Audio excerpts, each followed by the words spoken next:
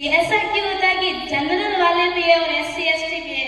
उनके मान लो कि जनरल वालों के नंबर ज्यादा है और एसटी एससी के जनरल वालों के एक नंबर आगे और एसटी वाले एससी वाले एक नंबर आगे पीछे, तो वो जनरल वालों को पीछे छोड़ देगी। ये जनरल वाले इसको एक नंबर कोई नहीं, एससी और एसटी को आगे ले लेते। ऐसा क्यों? जनरल वाले हो तो समझदार होते, ऐसा कुछ भी नहीं है। बेटा इसमें अलग अलग कैटेगरीज के अलग अलग बेंचमार्क्स और क्या कट ऑफ है वो निर्धारित यूपीएससी करती है।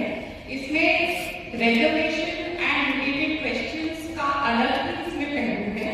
हम आज प्रिपरेशन पे बात कर रहे हैं। आपको एग्जाम संबंधित कोई क्वेश्चन है, क्योंकि आप